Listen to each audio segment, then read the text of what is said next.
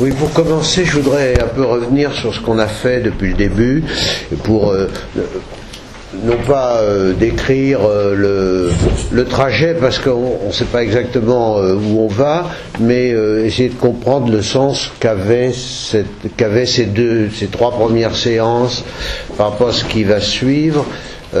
Donc il y a eu une première séance qui avait un caractère rétrospectif, où on est revenu sur des attitudes des années 60, 70, sur la grande ambition qui a été l'ambition de méthode de lecture, voire de méthodologie, comme on disait, ou qui est liée au structuralisme. On est revenu là-dessus. Et ensuite, il y a eu ces deux séances sur Hannah Arendt et la question du jugement, et Hannah Arendt et l'autorité qu'elle semble attribuer à la poésie. Et il me semble que le sens de ces trois premières séances, par rapport à ce qui va suivre, c'est au fond de débarrasser un terrain qui risque d'être un terrain de lecture qui risquait d'être encombré par des conceptions ou des préconceptions déjà organisées ou structurées, intimidantes, pour ouvrir un espace ou lieu aussi qui serait un lieu d'une approche aussi simple que possible, aussi directe et simple que possible, de textes ou d'œuvres qui, elles, ne sont pas simples du tout. Et aujourd'hui, en particulier, on a affaire à un texte qui est tout sauf simple. Mais cette approche simple ne veut pas dire non plus, je le dis parce que j'ai reçu un message d'un Italien, qui est peut-être ici d'ailleurs, qui disait « Ah oui, c'est bien, lecture sentimentale, moi aussi je fais une lecture sentimentale et ça n'a pas été approuvé par mon jury de thèse. » Donc c'est pas sentimental au sens où « Ah oui, moi ça me parle comme ci ou moi ça me parle comme ça ». C'est de se confronter au texte en éventuellement organisant des questions que le texte pose, mais en ayant dégagé le terrain pour que le texte apparaisse, là c'est essentiellement des textes, dans sa difficulté propre, avec son intention, son vouloir, son désir d'exister et d'atteindre un lecteur qui n'est pas nécessairement nous, mais à la place duquel nous essayons de nous mettre. Je dis que ce n'est pas nécessairement nous, puisque l'auteur, écrivant, publiant, quelquefois désespère de rencontrer le lecteur qui puisse accueillir ce qu'il écrit immédiatement, mais ne peut pas ne pas espérer le rencontrer un jour. Alors là, c'est le cas de Mandelstam, donc tout le monde... Bon, on sait que Mandelstam est un des grands poètes de la langue russe et un des grands poètes du XXe siècle. C'est une place qu'il a mis longtemps à conquérir, on pourrait dire longtemps après sa mort. Je veux dire quand même quelques mots parce qu'il est nécessaire de le faire. J'ai donné les dates dans le mail que j'ai envoyé. Il est mort, il me semble qu'on le sait maintenant, en décembre 1938, dans un camp de transit du Goulag, à l'extrême est de ce système de camps. Il est mort épuisé dans un camp de transit. Donc il a été reconnu très tôt comme un grand poète de la langue russe. Et, bon, je ne peux que l'indiquer ici, en Russie, dans la langue russe, un poète, c'est quelqu'un de particulier, qui a une place, et il se trouve que dès son premier recueil, Pierre ou La Pierre, puisqu'en russe il n'y a pas d'article, il a été reconnu comme tel, en même temps que d'autres grands poètes que vous connaissez aussi, comme Akhmatova, qui elle a survécu, ou Tsvetaeva qui s'est suicidée en 1941. un poète de langue russe, au fond, j'avais envie de dire, des poètes en Russie, il y en a depuis le 19e siècle, des poètes vraiment originaux, qui ont une voix qui porte et qui portent même le destin du peuple russe et des peuples qui sont associés au peuple russe. Il y a essentiellement Pouchkine, qui pour nous est en un sens hors d'atteinte, on ne peut pas dire que l'œuvre poétique de Pouchkine ait été rendue accessible au public français. C'est peut-être impossible, peut-être que la distance entre la langue russe et la langue française est trop grande, mais Pouchkine s'est imposé, et Pouchkine c'est la Russie en un sens. Pouchkine, qui est très présent dans le récit de Mandelstam, et qui était présent pour Mandelstam, Pouchkine, celui dont la voix, en quelque sorte, a une gravité et une... bien que ce soit un poète extrêmement léger, un poète du Champagne, un poète byronien, c'est une voix qui se fait entendre, qui parle aux consciences russes, consciences qui, comme vous le savez, ont vécu sous des régimes tsaristes, puis révolutionnaires et staliniens, particulièrement oppressants, dans lesquels la parole a du mal à se formuler et à se faire entendre, surtout. Alors, cette place de Mandelstam a mis longtemps, je disais, à être reconnue, parce que après la période relativement courte où il a pu écrire, publier, dans les années qui ont précédé la révolution à laquelle, comme beaucoup de gens, il a été favorable, des révolutions dont je rappelle parce que au fond c'est mal connu, la révolution russe a deux étapes, février et octobre, deux étapes extrêmement différentes. Février, c'est-à-dire la révolution démocratique qui aboutit, à la suite de laquelle l'autocratie est renversée et un régime s'instaure qui est faible. C'est le régime en particulier au cours de l'été qui est dirigé par Kerensky, régime faible alors que la Russie est engagée dans la guerre de 14, que ce régime qui se veut démocratique avec une Douma, une assemblée, floraison et effervescence de toute une activité démocratique, en même temps que des troubles profonds, des violences paysannes en particulier qui se manifestent, un État qui est extrêmement faible, qui veut continuer la guerre avec les Alliés, la guerre de 14, alors qu'une grande partie du peuple y rechigne, évidemment. Et donc c'est ce régime qui est renversé en octobre par la décision, au fond, d'un groupe qui était alors extrêmement minoritaire dans la société russe, qui étaient les bolcheviks, l'aile bolchevique du Parti social-démocrate. Je m'excuse de rappeler ce contexte historique, mais je pense qu'il est nécessaire pour lire ce texte.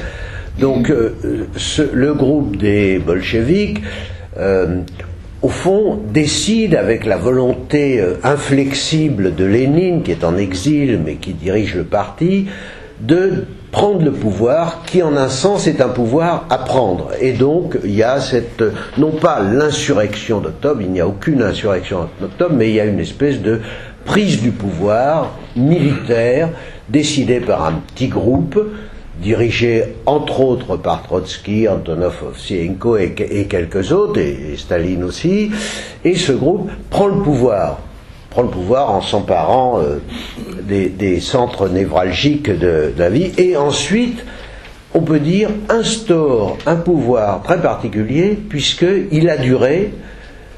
Lénine a pris le pouvoir, et il l'a conservé pratiquement jusqu'à sa mort, enfin, pas exactement jusqu'à sa mort, puisqu'il est tombé malade, et que donc il n'a pas pu le conserver, et qu'ensuite, après une période d'hésitation, disons à partir de 24-25, Staline a pris le pouvoir et l'a exercé jusqu'à sa propre mort en 1953.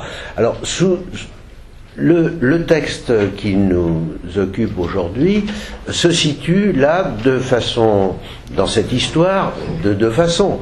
D'abord, C'est un texte écrit en 1927, publié d'abord en revue, puis en volume. Donc en 1927, il était encore possible de publier un texte tel que celui-là, mais comme vous l'avez vu si vous l'avez lu, ou comme vous le verrez si vous le lisez, ou comme on va le dire, c'est un texte aussi qui se présente de telle sorte qu'il puisse être publié par son côté énigmatique sur certains points, parce que ce qui est dit et qui est extrêmement fort et qui concerne le statut de l'État, de la liberté, de la possibilité de parler, tout cela est dit d'une façon, je ne dirais pas masquée, mais à beaucoup d'égards énigmatique. Donc 1927, c'est le moment où Mandelstam l'écrit, et deuxièmement, l'action se passe, puisqu'il y a une action, pendant ce fameux été 1917, c'est-à-dire entre la chute du régime en février et la prise de pouvoir par les bolcheviks en octobre. Un été 1917, qui est un été on pourrait dire de liberté, mais aussi de confusion, de violence, avec un État, l'État de Kerensky, qui est muet comme une carpe, dit Mandelstam, qui n'a pas de pouvoir, qui n'a pas la possibilité de faire respecter la loi. D'où l'importance de la scène sur laquelle on va peut-être s'attarder, j'espère, du lynchage auquel assiste le personnage. Alors, deuxièmement, si on se reporte au moment, et Patrick va en parler, où Mandelstam écrit ce récit, en 1927, c'est une période qui est pour lui, au fond, une période de stérilité poétique. Alors, comment on connaît tout ça? Quel est le sens de ce retard à la connaissance de l'importance de l'œuvre de Mandelstam? D'abord, c'est le fait que que Mandelstam, dans sa carrière de poète, a été très vite considéré comme peu acceptable par le régime stalinien.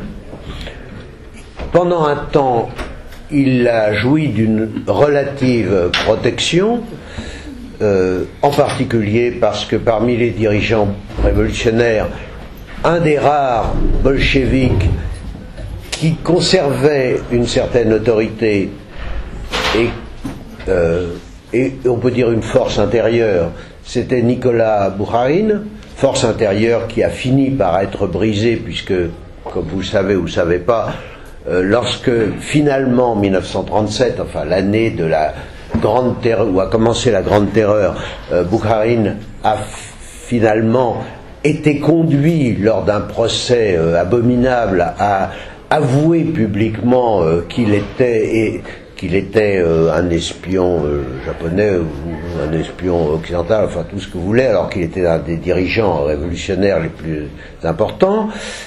Et même, comme on l'a appris, il a été conduit à adresser à Staline des suppliques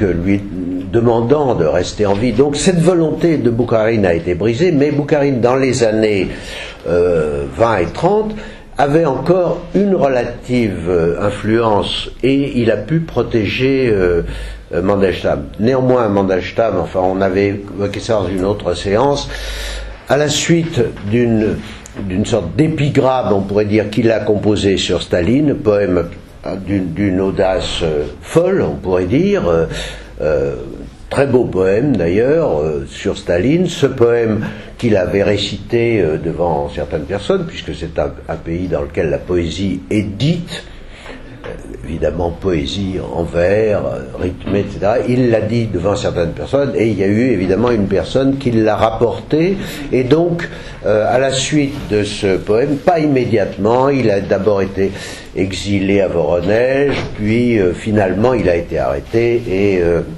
et envoyé dans un camp après une tentative de suicide qu'il a fait. Bon, il a été brisé, et Alors, c'est la première raison. Donc, l'œuvre de Mandelstam, dans ces années-là, a été progressivement étouffée. Et en ce qui concerne l'étranger, à l'étranger, cette œuvre n'était pas connue. En 1945, dans une revue française qui s'appelait Poésie 45, un admirateur de Mandelstam, qui essayait de faire connaître son œuvre, écrit ceci à propos de la mort de Mandelstam: cette nouvelle ne fut pas inattendue. Malade, n'écrivant rien depuis longtemps, étranger au grand élan qui entraîne la Russie et ignoré de la grande masse des lecteurs, il s'est éteint en un demi-exil quelque part en Crimée. Alors, bon, c'est tout à fait faux, mais bon, celui qui a écrit ça n'est pas forcément en cause, bien que cette représentation du poète étranger au grand élan qui emporte la Russie, privé de lecteurs parce que au fond il est coupé du monde, c'est une représentation extrêmement mensongère. Et puis peu à peu, on pourrait dire, au cours des années 50, cette œuvre a été chérie, préservée par des gens en Occident qui la connaissaient, et surtout ce qui s'est passé, qui est un phénomène historique qui repose sur une seule personne, on pourrait dire. Il se trouve que la veuve du poète, Nadejda Razina, qui a été sa compagne pendant tant d'années, bien qu'il en ait eu d'autres, mais enfin sa compagne Nadejda, qui connaissait par cœur une grande partie de son œuvre poétique, a progressivement rédigé des mémoires, c'est un livre absolument extraordinaire, qui a un titre russe très beau, Nadejda, parce que ça s'appelle Nadejda protiv Nadejdu. Nadejda, qui veut dire en russe l'espoir, l'espoir contre l'espoir. Et ou bien, si vous préférez, Nadejda contre l'espoir. Et ce livre qu'elle a rédigé n'a pas pu évidemment être publié dans la Russie soviétique, mais elle l'a fait parvenir en Occident. Il a été publié à Paris, en russe, par les presses russes de Paris, YMCA, l'organisation américaine de jeunes chrétiens. Donc il y avait l'édition YMCA, puis ça a été publié simultanément aux États-Unis, et ce livre, donc en anglais ça s'appelait Hope Against Hope, mais évidemment on perd le jeu de mots de Nadejda, et en français ça a été publié sous le titre, je crois, Contre tout espoir, en 3 volumes. C'est un livre extraordinaire, et grâce à ce livre, qui a dû paraître en 70, quelque chose par là, oui, j'ai dit une bêtise, corrigez-moi. Parce que le livre ne s'appelle pas comme ça en russe. Il a été intitulé comme ça en anglais, et la traduction a été faite en français. Mais il y a d'abord 4 volumes de ce livre. Un qui s'appelle Souvenir, tout simplement, le premier. Le deuxième s'appelle le deuxième livre. Le troisième, ça s'appelle le troisième livre. Et le quatrième s'appelle ma confession, quelque chose comme ça. Le quatrième ne vaut vraiment rien de rien. Les 2 premiers sont des merveilles. Mais ce titre-là, donc, est une invention anglaise ou américaine. Oui, ou peut-être, et pas parisienne, vous croyez pas que c'est quelqu'un? Non, c'est américain. C'est américain. Bon, en tout cas, c'est un truc, bon, astucieux, d'accord. Bon, merci. Et vous êtes qui? Je m'appelle Evelyne Amour. Ah bah oui, c'est vous, d'accord. Donc vous-même, vous avez traduit Mandelstam, Tsvetaeva, les carnets en particulier. Bon. En particulier. Comment? Et ce livre-là chez Actes Sud. Mais je l'ai pas. Je l'ai pas trouvé. Je n'en ai qu'un. Je voulais préparer. Je suis désolée de ne pas en avoir 30. Ouais. Ah ouais, ça serait gentil. Bon. Alors, très content de vous voir. Bon, donc, la parution des mémoires de Nadejda Mandelstam, la mise au jour de cette mémoire extraordinaire qu'elle avait conservée de toutes ces années, qui rectifiait sur des points extrêmement importants, merci, l'idée qu'on pouvait se faire de du poète, de la façon dont il avait vécu ces années-là, de ce qu'avait été son parcours de poète, a été une révélation pour beaucoup de gens et a fait émerger dans la conscience universelle des lecteurs l'importance de la figure d'Ossip Mandelstam. Alors, ce que... Bon, là, on n'a pas affaire, on pourrait dire, à l'œuvre de poète de Mandelstam. Ce serait l'objet d'un autre travail, peut-être un travail qui est hors de notre portée, parce qu'il me semble qu'il faut bien connaître le russe pour apprécier cette poésie, même si les lecteurs ont pu l'apprécier dans des traductions diverses, en anglais, en allemand, en français et dans d'autres langues. Donc ici, on s'intéresse à ce récit en prose, qui au fond est une singularité dans son œuvre, qui est liée, Nadezhda Mandelstam l'explique, à une période, donc comme je l'ai dit, de stérilité du poète, qui n'arrive plus à écrire de poésie entre, disons, 1925 et 1930. D'ailleurs, Nadezhda Mandelstam, sur ce livre, a un jugement assez négatif. Si tu as le bouquin, tu pourrais le lire. Hein, maintenant, non, c'est pas le moment. Si tu veux, tout à fait. Hein, on pourrait. Si tu veux. Parce donc que c'est dans le deuxième tome, en français, hein, dans le deuxième tome, donc. Alors, elle indique d'abord, donc, à ses yeux, la prose et la poésie, ça n'a rien à voir, grosso modo. Du moins, c'est issu de sources qui, à ses yeux, justement, sont tout à fait différentes. Origines différentes et accomplissent des fonctions différentes. La poésie est issue d'une profondeur plus grande et se cristallise, comme l'aurait dit Mandelstam, sous une pression plus grande. Mais les deux formes absorbent toutes les forces de l'artiste, etc. Alors elle explique ensuite donc que c'est incompatible. Enfin, quand il écrivait de la prose, donc il n'écrivait pas de poème et inversement, d'une certaine façon. Bon, je sais pas, j'aimerais dire. À mon avis, le sceau égyptien est issu d'une source mixte. Alors c'est ça son jugement. Hein. C'est que donc entre la poésie et la prose il y a une sorte d'abîme, et que justement donc le sceau égyptien est une œuvre hybride en quelque sorte. C'est ça qui fait la raison justement de sa défiance à l'égard. Il a été écrit à une période de profond mutisme poétique, mais il contient des éléments poétiques qui alternent avec des sources de prose pure. C'est sans doute pour cela que je n'aime pas le sceau égyptien. Il me fait l'effet d'un hybride. Et de plus, l'élément anecdotique, donc c'est le caractère romanesque, c'est le seul roman, si on veut, enfin bon, avec des guillemets sans doute, mais disons c'est le seul roman évidemment de Mandelstam, donc ce qu'elle appelle ici l'élément anecdotique, n'est rien d'autre qu'une manifestation de faiblesse intérieure, une concession à l'engouement général pour la grande littérature, la nouvelle et le roman, avec leur intrigue et leur sujet méprisable. Bon. Bon. Mais enfin, la principale raison de ma méfiance envers le sceau égyptien réside dans la motivation qui a incité Mandelstam à écrire cette œuvre.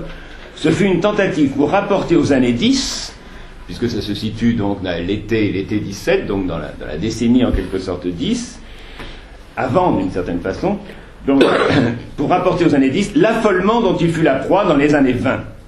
Et ceci est un signe de désarroi et de perte de critères. Bon.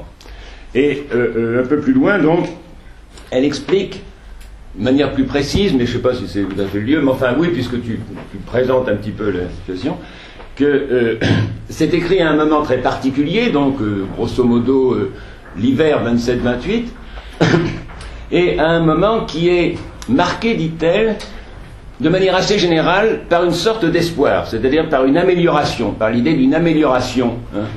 Les tramways se remettent à marcher, les magasins sont un peu plus fournis, etc., etc. Bon. Et donc il y a une sorte d'optimisme qui envahit comme ça donc la société, et cet optimisme, dit-elle, est lié donc à une profonde cécité. Hein. Donc tout le monde s'est mis à espérer, et précisément l'espoir, c'est pas toujours très bon d'une certaine façon, hein. Et l'espoir est lié là donc à une cécité. Mandelstam sans doute a moins participé à cette cécité que d'autres. Elle cite Zeblenko par exemple, donc qui elle dit que c'est une sorte de drame en quelque sorte d'y avoir cru justement donc à ce point-là. Bon, alors j'indique simplement cela. Donc disons, me semble-t-il, à ce qui me semble, c'est quelque chose qui est lié à la NEP, quoi, cette période justement donc de relative apaisement, relâchement, disons, relâchement. Oui, d'accord. Relâchement de contrôle sur l'économie. D'accord, c'est ça. Bon. Alors elle parle de Zeblenko et elle dit, alors voilà, finalement, alors tu me dis qu'en anglais c'est un petit peu différent, mais enfin moi il faudrait le voir en russe.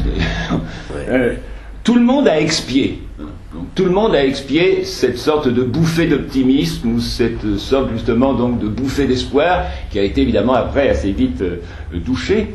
Tout le monde a expié. Le sceau égyptien, puisque c'est comme ça donc c'est ici, donc ne fut qu'une petite expiation, mais il appartient quand même à cette catégorie, bien qu'il contienne 2 ou 3 beaux passages. Parmi ces beaux passages, il y a justement celui sur lequel on voudrait venir à propos justement du lynchage. Et elle cite aussi donc la mort de la cantatrice, si vous avez regardé. Oui, Bossio, qu'elle trouve belle. Ouais. Mais les jugements de Nadège Mandelstam ont toujours un caractère extraordinairement tranchant. Je voulais vous amener, puis j'ai oublié, une photo qui m'avait tellement frappé quand j'ai découvert ça dans la traduction anglaise, qui était une photo parue dans New York Times de Nadège Mandelstam sur son lit de mort, où elle conservait morte, parce qu'en Russie on expose le corps lors des funérailles, elle était encore morte, cette personne indomptable qu'elle avait voulu être au cours de toutes ces années, conservant dans sa mémoire l'œuvre du poète et dans son cœur le jugement inflexible, en particulier inflexible non seulement à l'égard des bourreaux, mais à l'égard de ceux qui s'étaient montrés faibles face à la tyrannie. Bon, enfin, mais j'ai oublié de vous amener ça. Sur la mémoire du poète, il faut peut-être ajouter justement que c'est pas si étonnant que ça d'une certaine façon. Donc d'abord parce que les Russes exercent beaucoup évidemment leur mémoire d'une certaine façon, mais surtout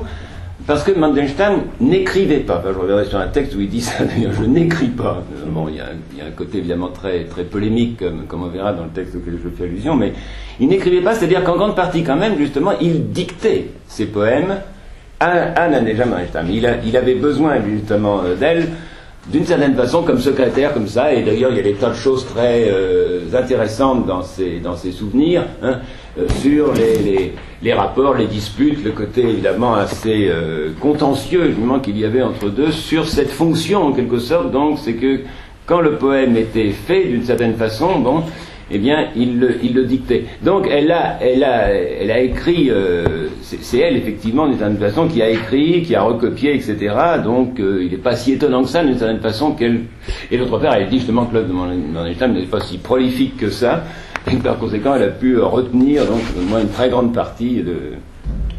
Oui, d'ailleurs cette fonction de la mémoire en Russie a été tout à fait importante dans une période où tant d'œuvres ont été mises comme dirait Jésus-Christ, sous le boisseau, ont été étouffés. Et il y a un autre cas, enfin, c'est celui d'Akhmatova. Akhmatova, elle aussi, a survécu. Bon, on ne sait pas pourquoi, alors que son mari a été fusillé, que son fils a été envoyé dans le goulag, mais elle a survécu, et on a connu, là, un peu plus tard, dans ces fameux entretiens avec Lydia Tchoukovskaya, ce qu'avait été leur conversation à Leningrad, puisque Saint-Pétersbourg s'appelait alors Leningrad, conversation qui, pour une grande part, consistait à conserver la mémoire exacte des poèmes, y compris d'ailleurs dans leurs différentes versions. Alors, bon, maintenant j'en viens donc à ce récit. C'est en effet un... Alors, d'abord, il y a cette édition merveilleuse qu'a faite Antoine Jacotet. Enfin, excusez-moi, parce qu'elle fait concurrence à votre... Alors c'est un livre formidable parce que d'abord il est beau comme les trucs que fait Antoine, et puis donc aux éditions Le Bruit du Temps, et puis parce que il rend au public une traduction qui était parue en France 2 ans après la traduction russe, ce qui est très peu, dans la revue Commerce, qui était une revue tout à fait remarquable, dirigée par des grands écrivains français, mais on ne va pas parler de Commerce là. Et cette revue, cette traduction, cette première traduction française, est à mon sens d'une très grande qualité. Elle est l'œuvre donc de 2 personnes. Un écrivain français qui est Georges Limbourg, dont je ne veux pas dire grand-chose, mais quand même je donne les dates de sa vie. C'est un écrivain que j'aime beaucoup, c'est un écrivain mineur, j'aime bien les écrivains mineurs, en étant un moi-même. 1970, qui avait été ami du Buffet au Havre, donc était un esprit non conformiste, ami de Max Jacob, d'Artaud, du peintre André Masson. Il s'est lié brièvement aux surréalistes, Aragon, Michel Léris, André Breton, et puis il s'est séparé d'André Breton, en tout cas pendant un certain nombre d'années, précisément parce que, enfin comme l'explique un de ses amis qui est mort maintenant, André Dautel, parce que ce qu'il n'aimait pas chez les surréalistes, c'est la comédie de la révolte, et au fond c'est le parti pris du non-conformisme. Et Limbourg se voulait à égale distance, comme il expliquait, du non-conformisme et du conformisme. Parce que l'attitude non-conformiste, selon lui, n'était pas une façon de sortir du conformisme. Alors, dans l'œuvre de Georges Limbourg, il y a un roman très joli qui s'appelle Les Vanilliers, La chasse au mérou, qui est un livre qui a eu un relatif succès. Et chez Georges Limbourg, je m'achemine vers la question de la traduction, même s'il était très profondément marqué par Rimbaud, par la vision au sens de Rimbaud, ce qu'il s'agit de faire, ça n'est pas de provoquer un choc, mais c'est d'arriver à une vision aussi exacte, aussi précise que possible, à la fois de la réalité et de ce qui est ressenti. Alors, le deuxième traducteur, parce qu'évidemment Georges Limbourg ne connaissait pas le russe, c'était un russe, c'est le prince Mirski, sur lequel l'édition de Jacotet, excusez-moi de mentionner le nom de Jacotet, mais il se trouve qu'Antoine est le fils de Jacotet, bon, c'est sa faute, il ne faut pas tout le temps le... Traducteur de Oui, lui-même, oui, Jacotet, père, Philippe, a appris assez de russe pour traduire certains poèmes de Mandelstam, et de façon, à mon avis, tout à fait admirable. Alors, le prince Mirski... c'est intéressant de rapporter ce qu'a été sa vie. Dimitri Petrovitch Sviatopolsk-Mirski, il a sans doute donc signalé à la revue Commerce l'existence de ce récit, et lui-même a émigré au début des années 20, et bon, qu'est-ce qui s'est passé? C'est que, comme beaucoup de Russes, il n'a pas supporté d'être privé de la Russie, et donc lorsque, à la fin des années 30, il y a eu un mouvement en Occident parmi les émigrés russes pour revenir en Russie, encouragé évidemment par le régime. D'ailleurs Gorky lui-même, qui était à Capri, était revenu, enfin beaucoup plus tôt, et puis est devenu un des pontes du régime, mais le prince Mirski lui-même a été attiré par son pays d'origine, par sa langue, et il est rentré en URSS et il est mort dans un camp la même année que Mandelstam. Alors, donc leur collaboration, à mon avis, est admirable.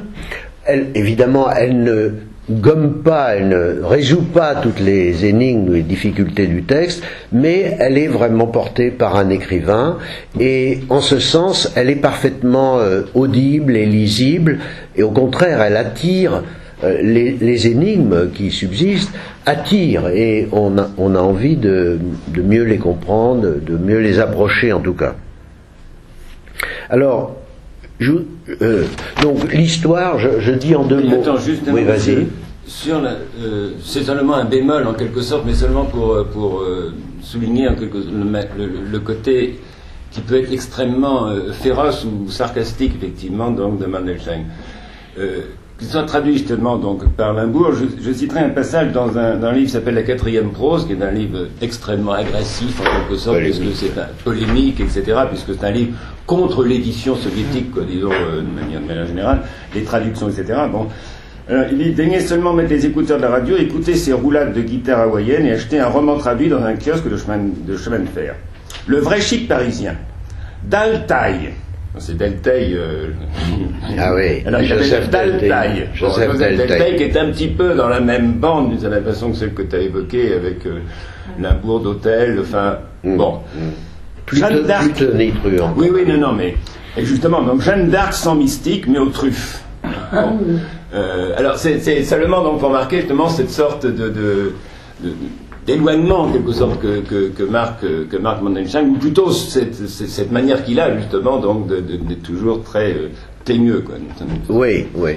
Mais alors, bon, alors là, je voudrais dire deux choses avant de te céder la parole. D'abord, je voudrais évoquer en quelques mots, pour rendre la tâche plus facile, le caractère narratif de ce texte, puisque c'est pas son seul texte narratif. Il y a des textes dans lesquels il parle de sa jeunesse, de son enfance, les textes qui ont été publiés chez Gallimard sous le titre La Rage littéraire et qui sinon sont publiés sous le titre Le bruit du temps dans diverses éditions. Bruit du temps qui est le nom qu'Antoine a choisi pour intituler ses éditions à partir de Mandelstam, et d'autres textes, Le voyage en Arménie qui est un texte tout à fait magnifique et d'une très grande lecture enchanteresse, ou bien L'entretien sur Dante qui est un texte magnifique sur Dante. Bon. Enfin, il y a d'autres textes en prose, mais c'est son seul texte, on pourrait dire, de fiction, dans lequel il y a un personnage. Alors ce personnage qu'on va voir porte le nom bizarre de Parnoc, et les explications sont suffisantes dans l'édition Jacotet pour permettre de comprendre d'où vient ce nom Parnoc. Petit personnage pétersbourgeois qui, dans l'été 1917, à qui il arrive dans des aventures, au fond, à la fois insignifiantes et d'une très grande gravité. Alors, ces aventures insignifiantes, c'est qu'il essaie de récupérer une chemise qu'il a mis à la blanchisserie et une queue de morue, disons un habit qu'il s'est fait faire chez un tailleur et que le tailleur lui a dérobé pendant la nuit, pendant qu'il dormait.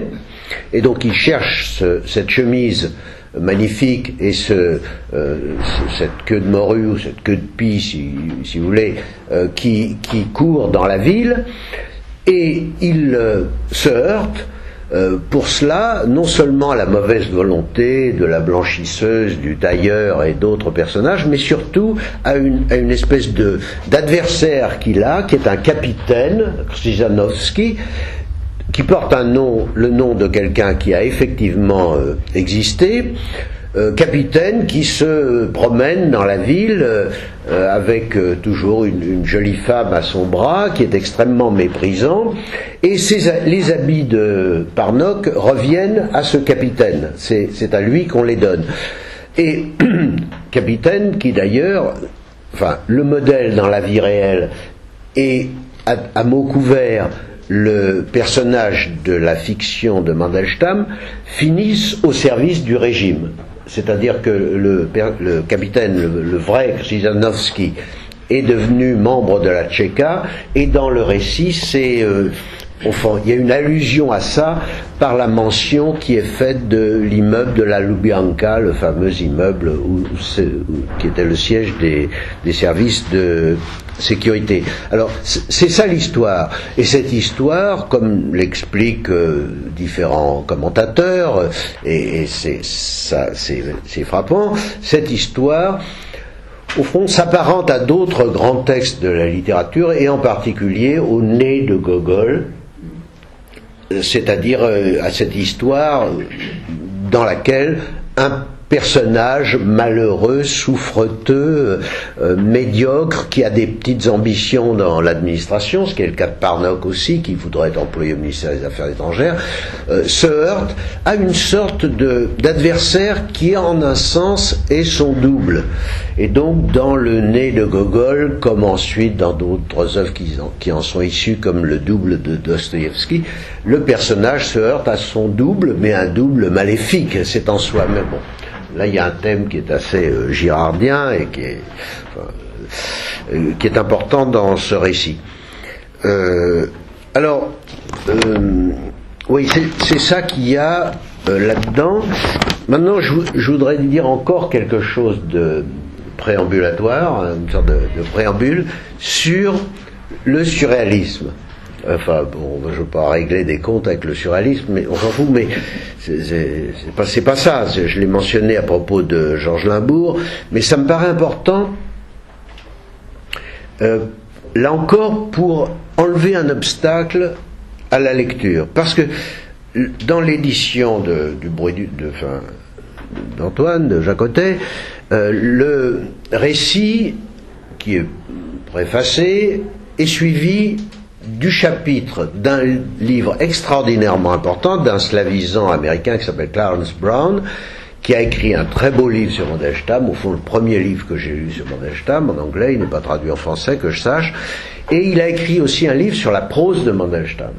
Et dans ce livre, le professeur Clarence Brown, qui est vraiment quelqu'un de merveilleux, utilise 5 fois le mot surréaliste. Je voudrais lui faire un petit reproche au professeur Clarence Brown, non, mais aussi avec votre autorisation. Je ne vais pas citer toutes les occurrences, mais au fond, dans ce récit, tout ce qui est heurté, discontinu, qui marque des ruptures, il le met sous le signe de l'atmosphère surréaliste, et je voudrais là essayer avec mes moyens de dissiper on pourrait dire une équivoque entre ce que fait Mandelstam et ce que fait le surréalisme, et pourquoi Mandelstam a pu dire le surréalisme non. On l'avait évoqué, je crois. Non, c'était à propos d'Auden. Oui, d'accord. Alors voilà ce que je comprends du surréalisme, qui est mouvement important, qui a eu une telle influence, qui continue au fond à avoir une influence, ne serait-ce que dans, je ne sais pas, dans le cinéma ou la publicité. Ce qui est au cœur du surréalisme, il me semble, dans la définition que Breton en a donnée, c'est l'association libre, on pourrait dire. L'association libre qui est aussi au cœur de la psychanalyse, et il y a eu d'ailleurs un accord temporaire, au moins provisoire, entre le surréalisme et la psychanalyse. C'est-à-dire l'association libre placée, je ne sais pas, sous l'invocation de Rimbaud, de Freud ou d'autres autorités, sans laquelle les images qui viennent, dans leur incohérence même, sont accueillis pour créer un choc chez le lecteur, s'il y a un lecteur, ou pour créer un choc chez le poète ou chez l'écrivain lui-même, ou chez l'artiste, bien que ces termes auraient été récusés les uns après les autres par les surréalistes. C'est cette association libre qui est déterminante et qui, dans un climat qui aurait été celui de après la Grande Guerre, représentait ce dont l'époque avait besoin, ce qui devait secouer les sensibilités, les rendre attentives à la coexistence incongrue d'objets et de sensations les plus diverses possibles. Donc pour créer un effet de choc. Et il me semble que chez Mandelstam, pour le dire brièvement, ce qui est à l'œuvre est tout à fait autre chose. On pourrait dire même c'est antonymique, c'est l'opposé. C'est-à-dire c'est une autre liberté, parce que dans l'association libre, il y a liberté. Il y a 2 libertés au fond. La liberté de l'association libre, c'est-à-dire, voilà, je pense à ci, je pense à ça, et alors plus c'est lointain, plus les rapprochements sont lointains, mieux ils sont accueillis par le surréaliste. Mais il y a une autre liberté, c'est la liberté dans la recherche de la précision. C'est-à-dire que l'image peut paraître incongrue, mais elle a raté son intention si elle ne saisit pas le lecteur qui doit y reconnaître à ce moment-là la précision d'une sensation, d'une réalité. Et là, j'aimerais quand même en citer quelques passages de la traduction Limbourg-Mirski. Je ne sais pas.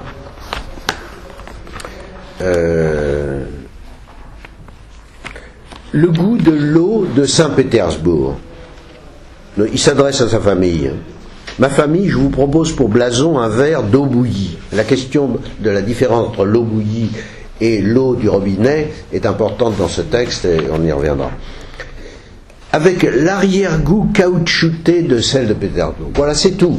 C'est l'arrière-goût caoutchouté de l'eau de Pétersbourg. Mais je vais en citer, si vous permettez, encore quelques exemples. Par exemple, l'essayage de la queue de pie ou de la queue de morue de Parnok chez le tailleur. C'est magnifique. Alors d'abord, Parnok en se couchant, et ensuite il va s'endormir, et là l'habit va lui être dérobé, il avait installé sa queue de morue sur le dos de la chaise viennoise pour qu'elle se reposât durant la nuit aux épaules et aux entournures, et dormit d'un salutaire sommeil de cheviote. Hein, cheviote, vous connaissez cette étoffe. Bon, et voilà, il évoque alors là, la précision des sensations, enfin là ce sont les sensations même de l'habit sur le dos de la chaise, et suivi par l'évocation de l'essayage, le moment de l'essayage chez le tailleur. À l'essayage, simple sac tenant de l'armure de chevalier et d'une équivoque camisole, donc c'est le vêtement bâti qu'a fait le tailleur, avant qu'il soit, lorsqu'il est simplement faufilé, avant qu'il soit cousu, avant qu'il soit amené à sa perfection. Le dessinateur tailleur l'a toute couverte de dessins avec sa craie de Pythagore. Vous voyez la craie. Donc là, on est très loin de l'intention surréaliste, qui est l'intention de la non-intention en quelque sorte. Ici, au contraire, c'est l'intention de la précision. J'ai vraiment envie d'en citer encore un tout petit peu, même si bon. Ça va? T'en as marre? Non, je pensais au moulin à café, enfin un instrument qui a disparu de nos existences malheureusement. Moi j'en ai encore un chez moi, mais vous vous souvenez peut-être du moulin à café qui était si important avant qu'il y ait le moulin électrique. Et là le café, le bon café est important dans cette histoire, café voire assaisonné d'alcool ou d'autres choses. Turc. Ouais, café turc. Les derniers grains de café disparurent dans le cratère de cet orgue de barbarie, le moulin. Bon, ça c'est au poil. Encore un tout petit peu sur le son de la langue russe. Pourquoi le son de la langue russe? Parce que on évoque dès le début du récit cette cantatrice italienne qui se trouve amenée en Russie, où elle meurt. Bien avant le moment du récit, d'ailleurs, ça n'a rien à voir. Oui. Elle arrive en Russie et elle entend le son de la langue russe. Ça, c'est merveilleux. C'est absolument merveilleux.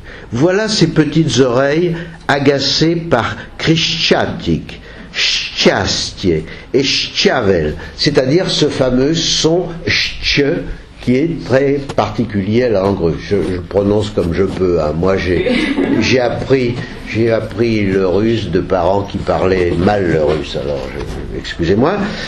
Voilà que le son précédent, l'impossible son E. Alors ça, mes parents ne savaient pas le prononcer, donc je le prononce de travers. Mais allez-y. C'est très bien. Ouais, vous êtes gentil. Alors c'est une voyelle particulière qui est entre bon. L'impossible son E lui étire la bouche jusqu'aux oreilles. Donc, où est le surréalisme? Il n'y a rien de surréaliste, au contraire, c'est la recherche probe, on pourrait dire, de l'exactitude de la sensation et de l'exactitude de la chose, encore un tout petit peu, peut-être les sabots de mouton de Parnok, puisque Parnok a des petites chaussures, et c'est évoqué plusieurs fois. Comment? Vernis. Petite chaussure vernie, voilà. Il s'appelait Parnok. Dès le début du printemps, il se précipitait dans la rue et trottinait sur les trottoirs encore mouillés avec ses petits sabots de mouton. Et là, il ne s'agit pas de choquer le lecteur, il s'agit au contraire de retrouver la vérité d'une sensation. Bon, il y en a beaucoup d'autres. Je sais pas, enfin... On peut dire alors des choses plus poétiques, peut-être, comme toutes les partitions musicales. On va y venir. C'est pour ça que j'ai... Ouais. Pour moi, ça n'a rien de surréaliste. Au contraire, c'est la précision même. Un passage absolument merveilleux. Mais j'avais... Il faudrait regarder aussi ce sur quoi Clarence Brown insiste. Et je crois que le surréalisme dans son texte, de toute façon, c'est une sorte de facilité en quelque sorte. Ouais, mais 5 fois. Mais oui. Mais il termine justement en marquant, comme le procédé de style effectivement de Mandelstam dans ce livre, grosso modo l'oxymore, quoi.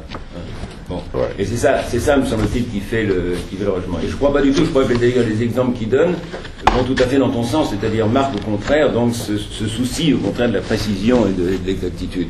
Ouais, enfin, il fournit toute une liste ouais, sur l'oxymore, j'ai pas trouvé ça génial. Non, ça m'a pas beaucoup plu. Je crois qu'il y a non, vous vous souvenez de ouais, j'ai pas trouvé que c'était extraordinaire. J'ai trouvé que ça faisait un peu étudiant de troisième cycle.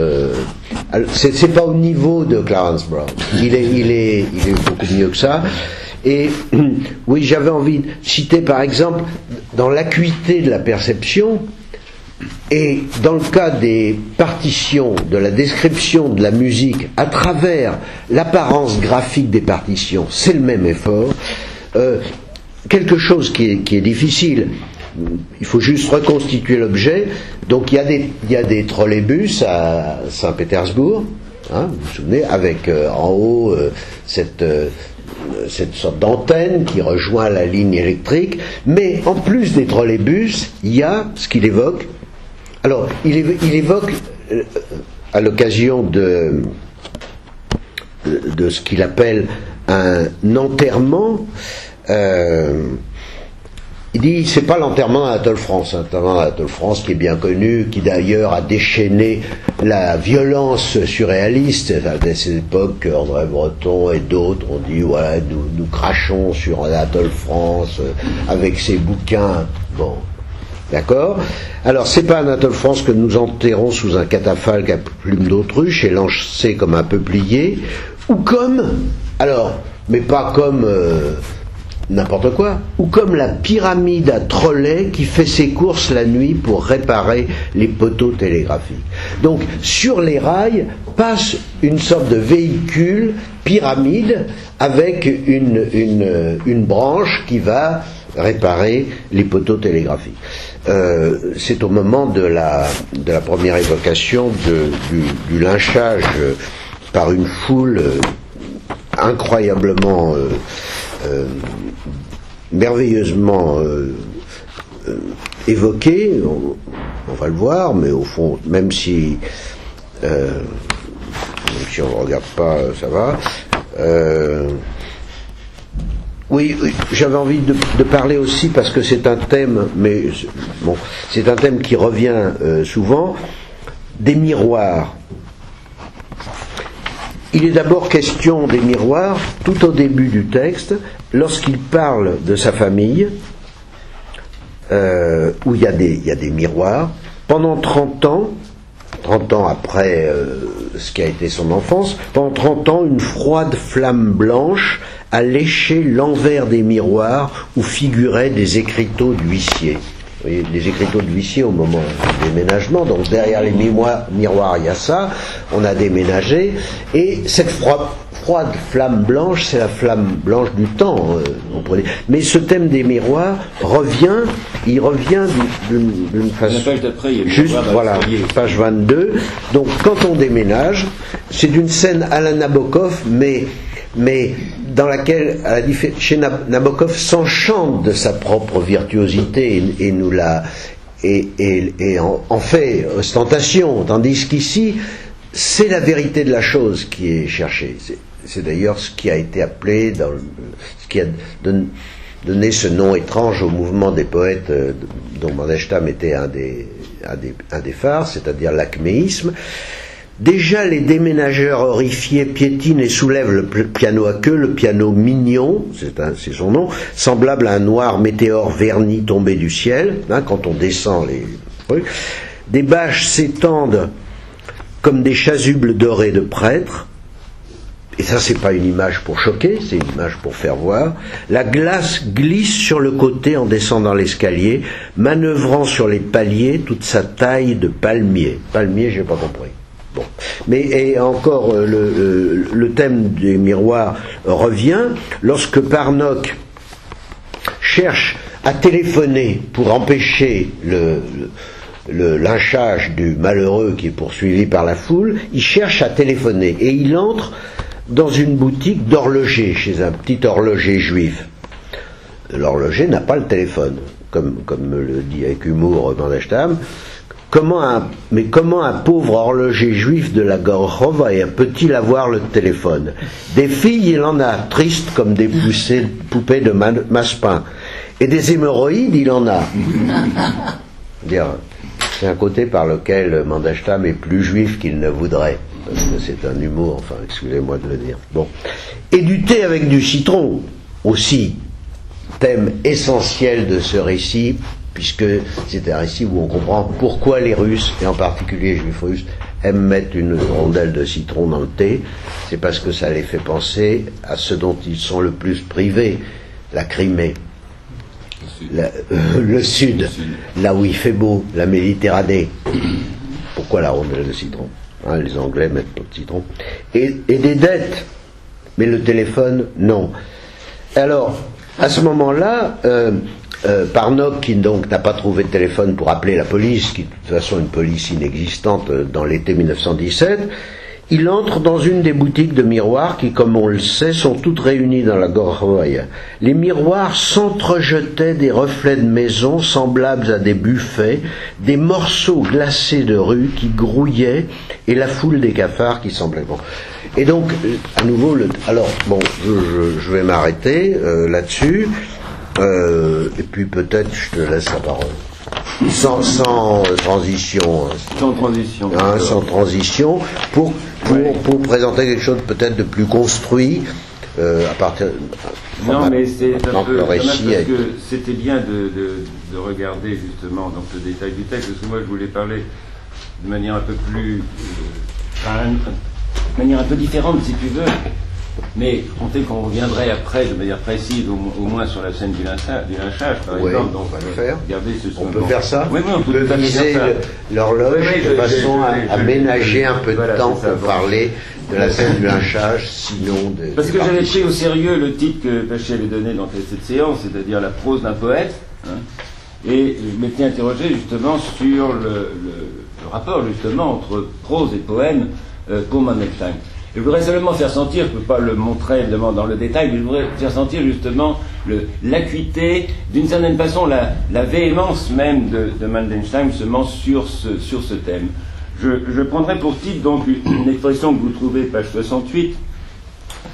Je reviendrai sur ce passage où il parle donc de l'aspirine d'un côté et de l'autre côté justement de l'huile de foie de morue. Alors ça évoquera peut-être des idées aux personnes de ma génération justement qui seraient dans cette salle, donc l'huile de foie de morue. Et ça se termine justement par cette expression, le goût du dégoût porté jusqu'à l'extase. Et je me demande justement si cette expression, le goût du dégoût porté jusqu'à l'extase, ne pourrait pas figurer de manière un peu exagérée, sans doute, etc., mais disons, figurer le rapport de Mandelstam à la prose. Tu as du mal à prononcer Mandelstam, mais c'est pas un nom compliqué, pourtant. Mandel, l'amande, Stam. Oui, Mandelstam. Ça m'énerve. Bon, alors comment oui, Mandelstam. Vous voyez que c'est ce que je disais. Pas grave.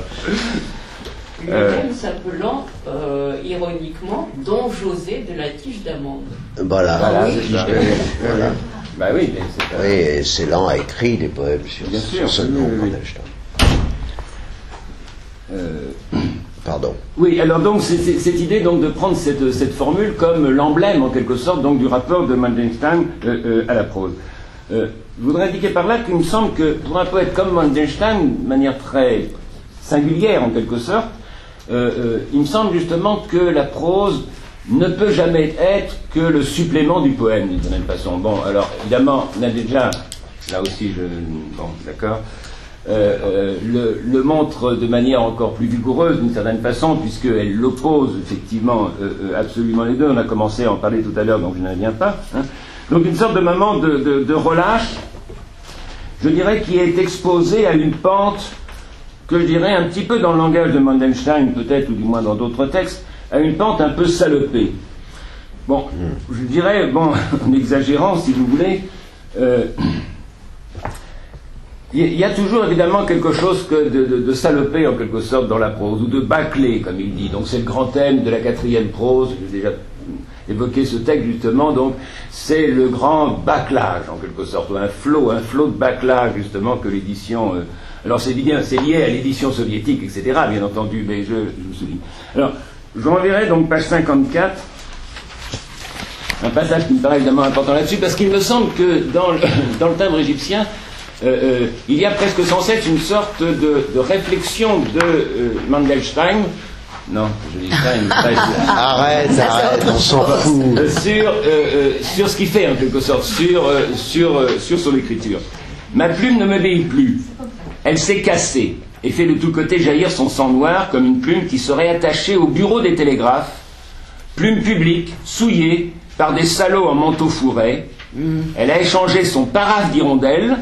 Donc évidemment, ce que j'entends par là, le paraphe d'hirondelle, c'est la plume poétique en quelque sorte. Donc dans les femmes, son paraphe d'hirondelle, son tracé primitif contre la petite monnaie des viens au nom de Dieu, de m'ennuie sans toi, des embrasses. Donc ça, c'est des télégrammes, ou c'est les lettres de Mandelstam. Si on lit justement les lettres de Mandelstam, c'est quasiment ça, puisque les lettres de Mandelstam sont très largement consacrées, par exemple, donc envoyée donc à Nadezhda quand elle est en villégiature ou quand elle est malade et donc en Crimée ou ailleurs, etc. Bon, donc il lui envoie des lettres quasiment quotidiennes, hein, et c'est ça, c'est m'ennuie de toi, reviens vite, ou etc., bien entendu. Hein.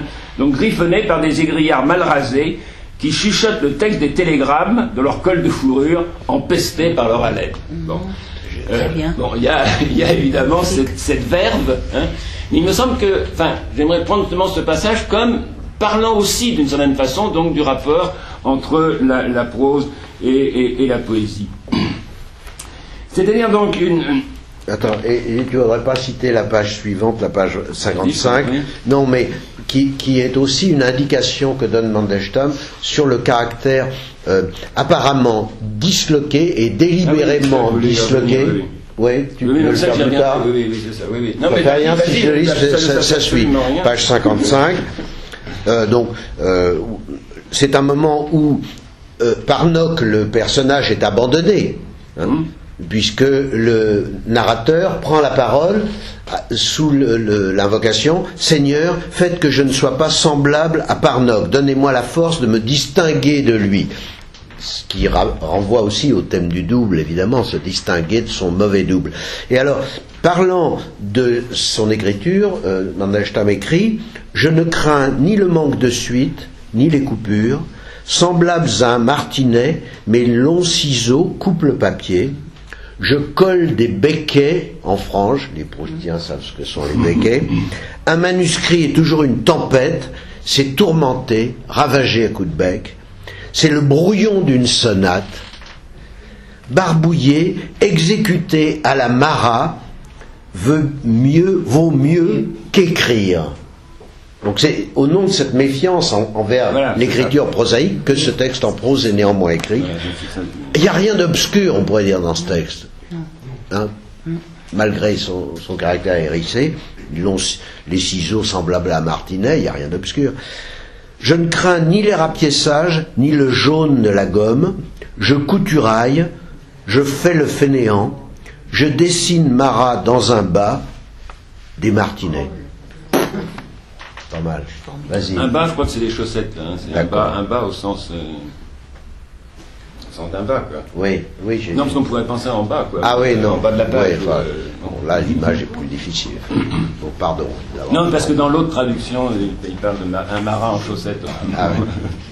Ça m'a mis les poils sur les yeux. Oui. Bon, donc évidemment, c'est cette défiance, si vous voulez, dans la mesure justement où ça s'attache à l'anecdote. Bon, j'ai cité tout à l'heure le texte de Nadezhda. Ça s'attache à se complaire, je dirais, donc à la monumonée des messages sentimentaux, au roman d'amour sur papier verger. Hein. Je renvoie à page 34, donc je ne prends pas le temps là, mais ce qui perd Parnok, c'est justement, il a des préjugés sur ce que doit être un roman d'amour, ce que doit être une histoire d'amour. Une histoire d'amour pour lui, ça doit être sur papier verger, messieurs, et quelque chose. C'est les papiers avec lesquels les cariatides, je crois, donc de l'Ermitage pourraient converser entre elles, ou du moins s'échanger des cérémonies. Enfin bon, là aussi, il y a toute, évidemment, une présentation tout à fait ironique, si vous voulez, enfin plus que ça, enfin bon. Ou encore, j'évoquerai évidemment les Bluettes convalescentes de Paul Bourget et de Georges Honnet, c'est page 70. Hein. C'est une bibliothèque où les gens qui vont en villégiature, ils viennent se fournir, pour les jeunes sans doute, et il y a des demoiselles peu avenantes hein, qui leur donnent, à qui un Georges Honnet, à qui un Paul Bourget, et à qui d'autres choses, etc., etc. Bon, donc c'est une certaine littérature, comme ça, enfin une certaine littérature justement de la prose, etc. Donc je dirais qu'en un certain sens, du poème à la prose, hein, il me semble que pour Mandelstam, donc, on déchoit de la rasade cul sec d'eau froide non bouillie hein, à la potion précautionneuse des dés à coudre, incommode et parcimonieux. Je renvoie évidemment à un passage magnifique, page 80. Quelle joie pour le narrateur de passer de la troisième personne à la première. Il me semble que ça aussi c'est la caractéristique du passage entre les deux, hein, même si cette première n'a rien de personnel. Enfin, ça c'est une question... bon. C'est aussi bon qu'après s'être servi de verres incommodes et petits comme des dés à coudre, de les envoyer au diable, de se ressaisir et d'avaler directement au robinet l'eau froide et non bouillie. Hein. Donc entre l'eau froide non bouillie, l'eau crue, hein, et l'eau bouillie, il y a tout un rapport dans le texte qui est à peu près constant, puisque l'eau bouillie, c'est justement la famille, puisque c'est, tu as lu le texte à l'heure justement où il le propose comme l'emblème même, ou le blason justement de la famille, hein, et ça continue dans le texte dont je renvoie page 21, donc page 51, page 77, si je ne me trompe ou si je lis bien, donc où il y a cette indication justement sur l'eau bouillie. Il faudrait renvoyer, mais c'est à côté de la plaque, mais bon, parce que c'est un des poèmes les plus merveilleux qui soit. C'est un poème donc de 1921 qui, alors là il ne s'agit pas de boire certes, mais il y a ce rapport justement avec une eau crue aussi, du moins une eau qui commence par « Je me lavais dehors en pleine nuit, le firmament brillait d'âpres étoiles, la cuve refroidie, pleine à ras-bord, et le rayon est comme du sel sur la hache. » Bon, on renvoie à la suite donc de ce poème. Donc un poème de 1921. Ça c'est la traduction Querelle. C'est la traduction Querelle, et il y en a d'autres. Oui, il y en a d'autres. Non, parce que Jacotet en a fait une. Dans le mais je l'ai pas amené. Lettre, là, oui. Ouais. Oui. Mais bon, on va aller passer. Pas d'autres. Bon, ce qui veut dire que ça donnait à la prose, c'est évidemment, je crois, pour Mandelstam, s'approcher dangereusement de la littérature, et je renvoie évidemment donc à la quatrième prose, où c'est démolit justement cette littérature, ou si on veut, à la littérature de scandale, telle qu'on peut le trouver ici, page 57-59. Alors là, il y a tout un long passage qu'il faudrait lire justement donc, pour lui-même sur ce thème justement du scandale comme étant le roman russe en quelque sorte. Le roman russe depuis 1845, depuis le milieu en quelque sorte donc, du XIXe siècle. Hein. Scandale est le nom d'un diabletin découvert par le roman russe ou la vie russe elle-même aux environs de 1845. Ça n'est pas la catastrophe sans doute qu'elle viendra plus tard, mais simplement sa caricature. Une ignoble métamorphose par laquelle une tête de chien surgirait entre des épaules humaines. Le scandale a pour toute pièce d'identité un passeport crasseux et périmé, délivré par la littérature, dont il est le rejeton, l'enfant favori. Bon.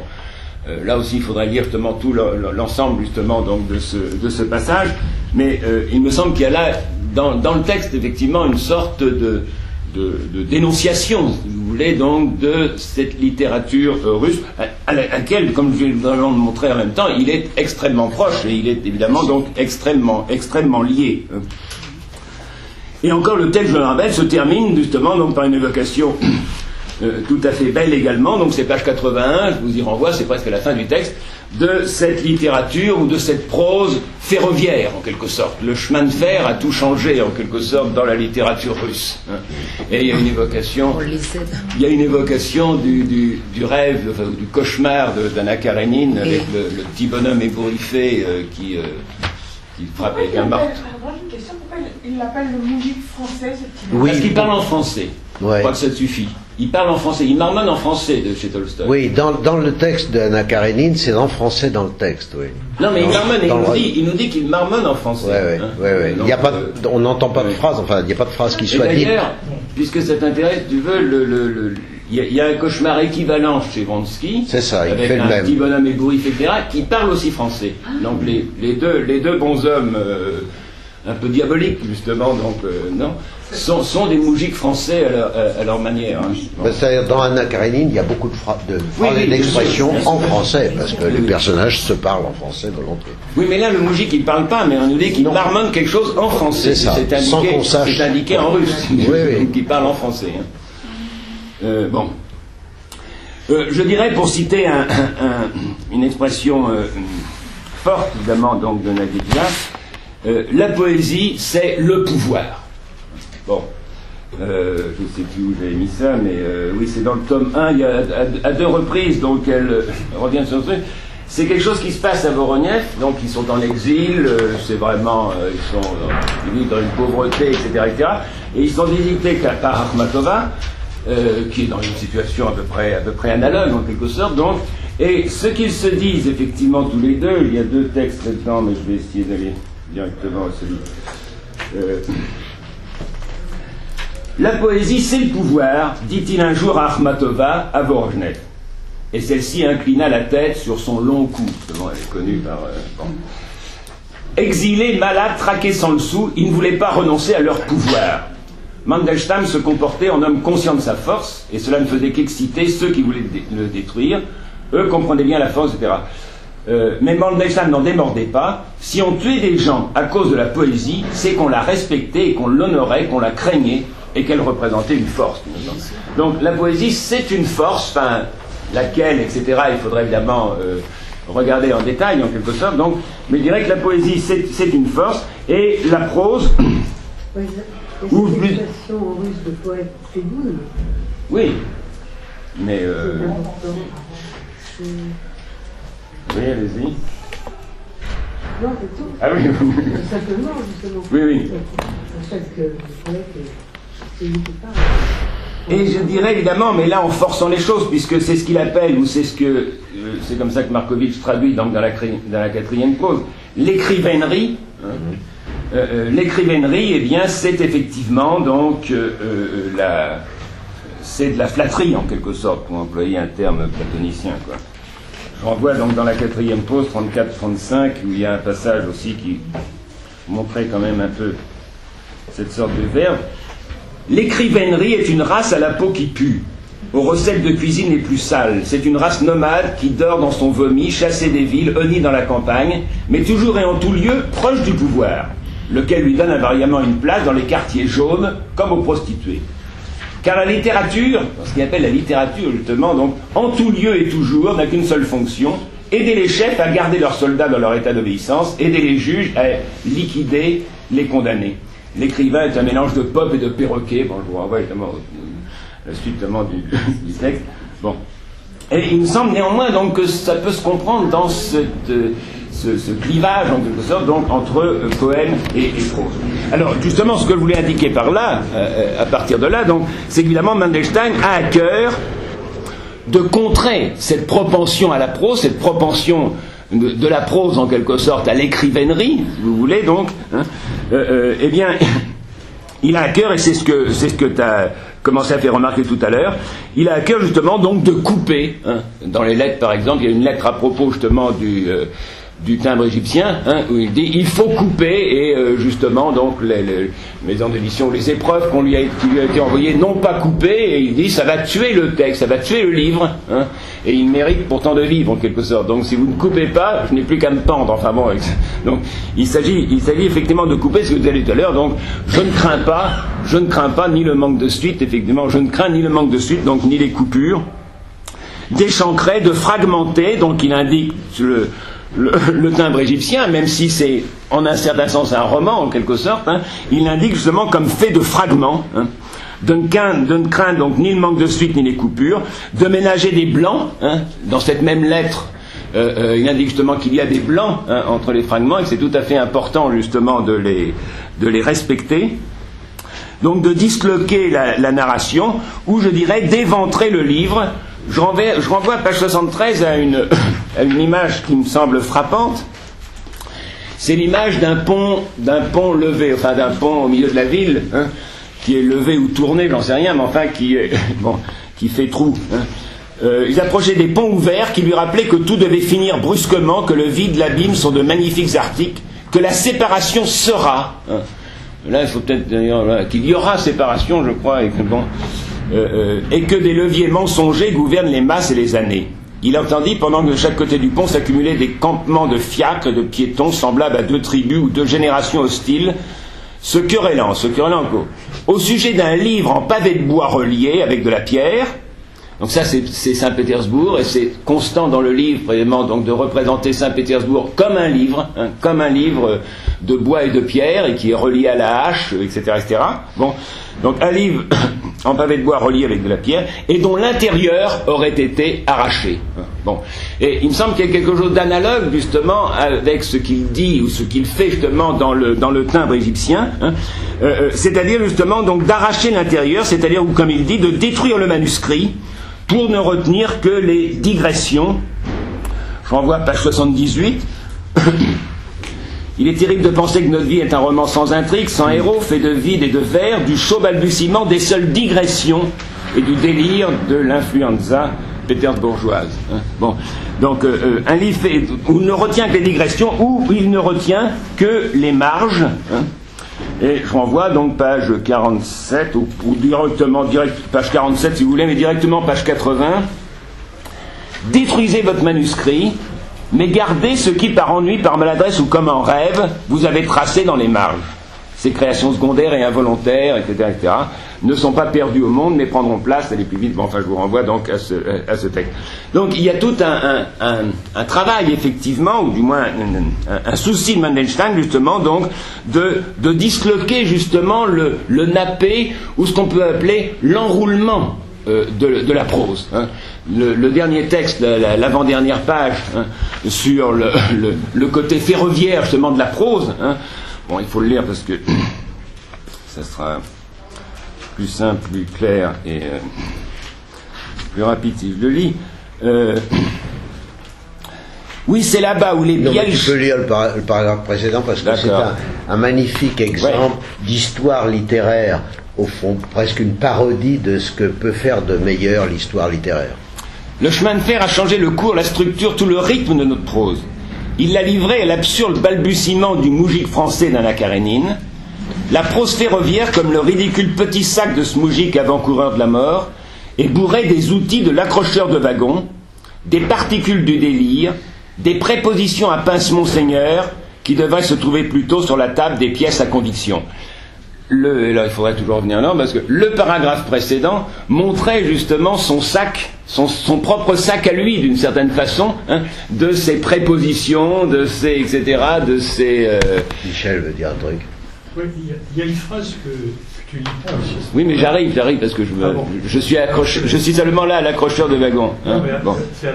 Elle est détachée de tout souci de beauté et de nombre. Bon, alors c'est pour ça que je mets ça en rapport avec la prose et le poème te demande de l'autre côté, si tu veux. Oui, bon. Sauf que cette phrase-là, moi je trouve cependant cette phrase-là. Parce que détacher de tout souci de beauté et de nombre, c'est d'une certaine manière renouer avec la vieille idée de prose poétique.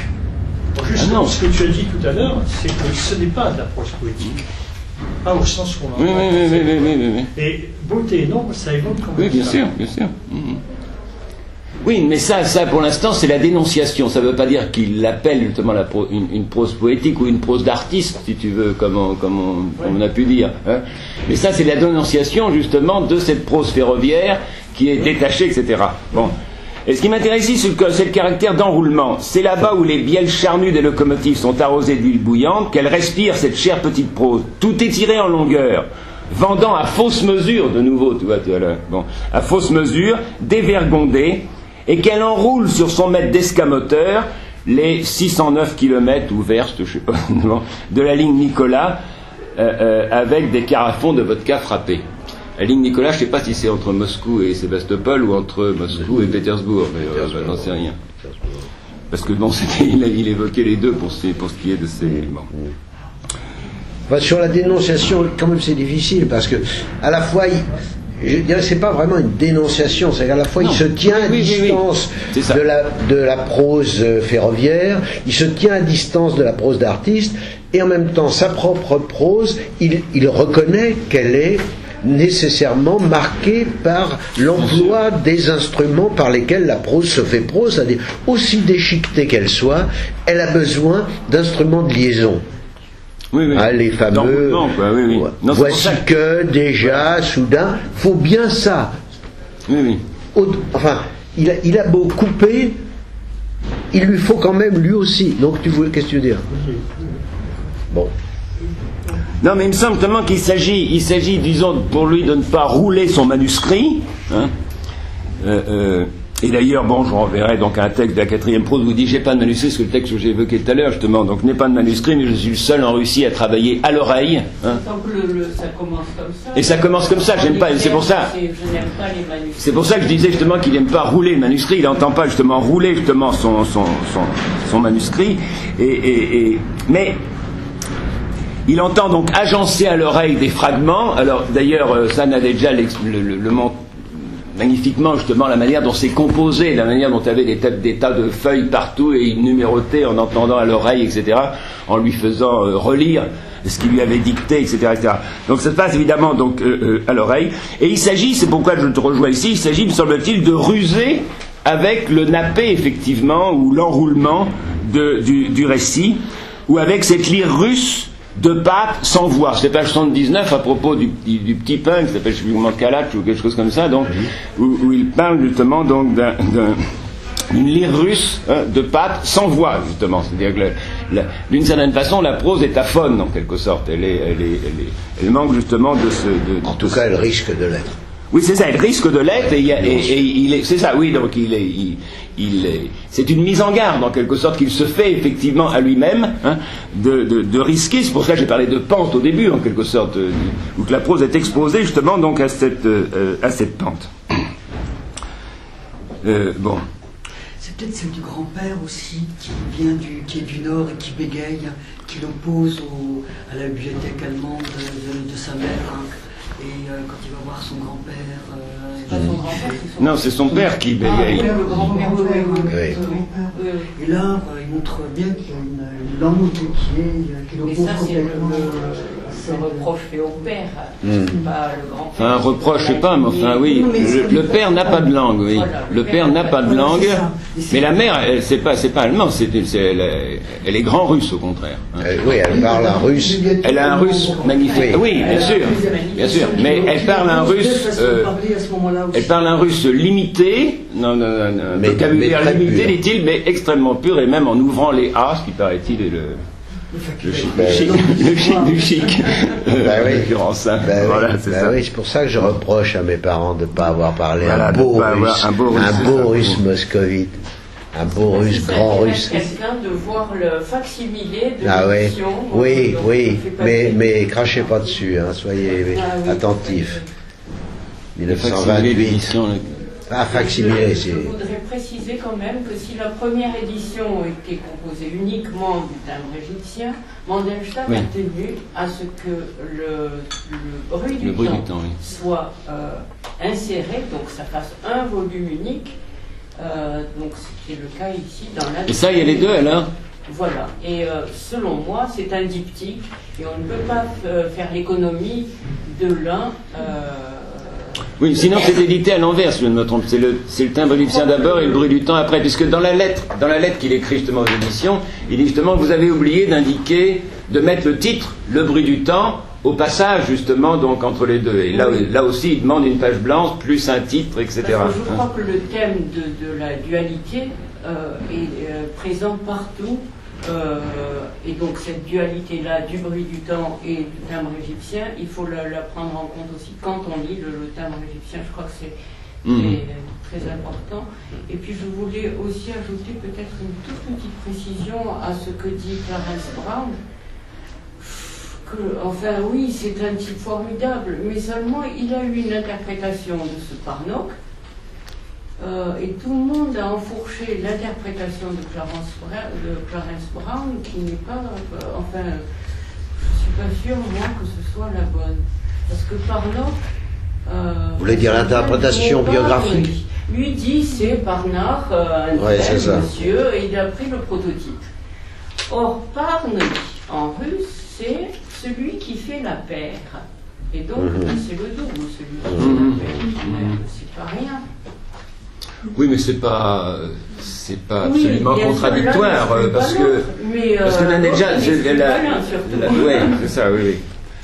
Mais je crois que Nadejda pas un moment de la sœur, justement, de ce Parnok qui devait être Sophie Parnok, etc. Non, mais d'accord, oui.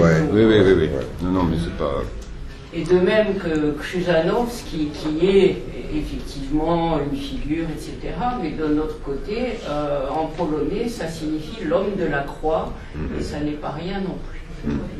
Oui, c'est pas rien non plus qu'il soit quand même préfet de police à Saint-Pétersbourg dans l'été 1917. Il y a tellement de... Et qui rentre après à la Tchéka, c'est pas non plus sans intérêt comme personnage. Et l'hôtel Selex, c'est à Lubyanka, oui. Le lieu de la Tchéka. Bien sûr.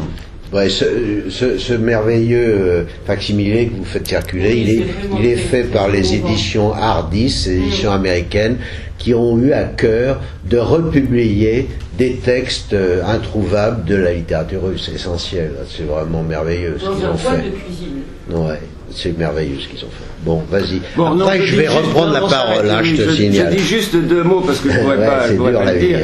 Je dis juste deux mots, effectivement, d'une part, sur les gens qui ne vivent pas. Il y a quelque chose dans le roman qui peut s'approcher, parce que je crois quand même que les modèles, c'est Gogol, c'est le double, effectivement, de Dostoïevski, etc. Donc il y a quelque chose dans le roman qui peut s'approcher, justement, de la vie. Hein.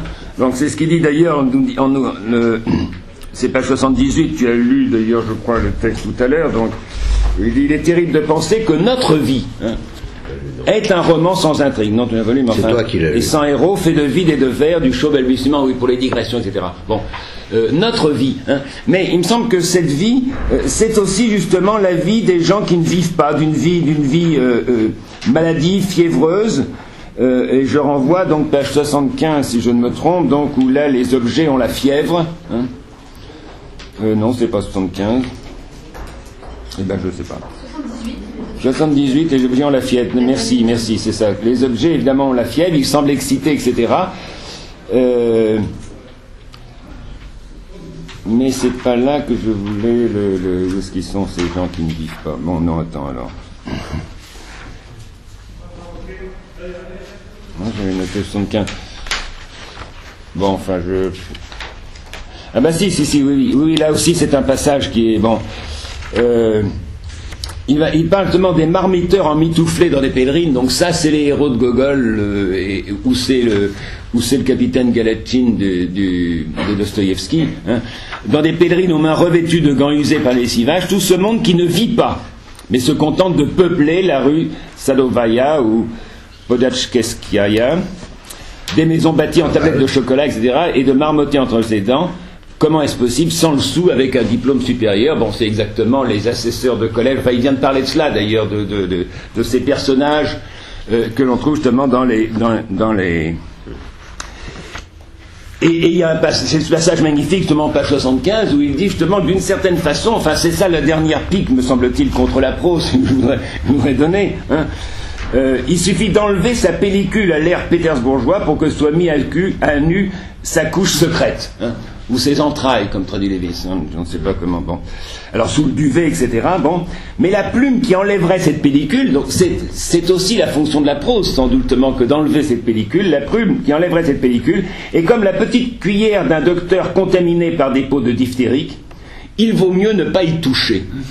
Je sais pas à quoi il faut pas toucher, là. Il faut pas toucher à la cuillère, ou est-ce qu'il faut pas toucher à la pellicule, hein, ou est-ce qu'il faut pas toucher à la prose, etc., vous voyez, là, il y a tout un... Bon... Alors, ce que je voulais dire, mais je le laisserai seulement de l'autre côté, il me semble qu'il y a deux choses à partir de là. C'est-à-dire que, pour ce qui concerne justement le timbre égyptien, je dirais qu'est-ce qui reste entre 1925 et 1930, hein, donc dans cette période dont tu as dit quelques mots justement tout à l'heure, dans cette période qui marque sans doute effectivement la période de désarroi d'une certaine façon de Mandelstam, c'est-à-dire une période de stérilité poétique, hein, où la veine effectivement semble tarie. Il me semble qu'il reste deux choses. Il reste la mémoire, mais cette mémoire chez Mandelstam, elle est tout à fait extraordinaire, hein, et je renverrai donc à un passage donc du Bruit du temps, c'est le début du chapitre La commissaire Jeskaya, qui est sur une comédienne et une directrice de troupe, hein, et qui est un passage sur la mémoire comme on en a peu. Je désire non pas parler de moi, pourtant c'est le livre, Le bruit du temps, qui est considéré justement donc comme le récit de son enfance, du moins, etc. Bon, je désire non pas parler de moi, mais épier le siècle, le bruit et la germination du temps. Ma mémoire est hostile à tout ce qui est personnel. C'est pour ça que je disais tout à l'heure justement donc que ce passage à la première personne, c'est pas nécessairement un passage justement au personnel ou à livrer comme ça donc des confidences. Si cela dépendait de moi, je ne ferais que grimace au souvenir du passé. D'ailleurs, Daniel Jamal rapportait quelque chose que lui avait dit Akhmatova et qu'elle approuvait vraiment, donc c'est qu'il répugnait à se souvenir d'une certaine façon. Hein. Bon. Je n'ai pas pu comprendre les Tolstoï, etc. Bon, je le répète, ma mémoire est non pas d'amour, mais d'hostilité, et elle travaille non à reproduire, mais à écarter le passé. Et après, donc, des choses sur lesquelles il faudrait revenir. Pour un intellectuel de médiocre origine, la mémoire est inutile. Il lui suffit de parler des livres qu'il a lus, et sa biographie est faite. Bon. Donc, je dirais seulement cela. Il reste deux choses. Il reste la mémoire, hein, mais cette mémoire, chez Mandelstam, c'est une mémoire teigneuse, c'est pas du tout une mémoire complaisante, c'est pas du tout une mémoire amoureuse, en quelque sorte, d'un temps qu'il reconstituerait. Hein. C'est une mémoire plutôt qui écarte, c'est une mémoire qui ouvre, en quelque sorte, l'abîme plutôt qu'il ne relie. Hein. Pas une mémoire qui relie, mais une mémoire qui écarte. Hein. Bon. Et qu'est-ce qui reste d'autre part ? Pour faire une liaison, puisque c'est un séminaire qui est extraordinairement ordonné, hein. Bon, il reste l'autorité des poètes. Hein. L'autorité des poètes, c'est-à-dire, je rappelle par exemple, le double s'appelle poème pétersbourgeois. Ça peut aller au-delà justement donc de la poésie que Michel trouve un peu stricte au sens justement donc de la poésie en vers, etc. Bon. Et là, bien sûr, alors c'est là, me semble-t-il, que le chapitre de Clarence Baum est tout à fait éclairant d'une certaine façon, et je crois là tout à fait juste. Hein. C'est-à-dire toutes les références que l'on peut faire, et on peut encore les multiplier, je crois, donc avec le nez et le manteau en particulier, hein, et avec aussi donc certaines expressions effectivement donc du double.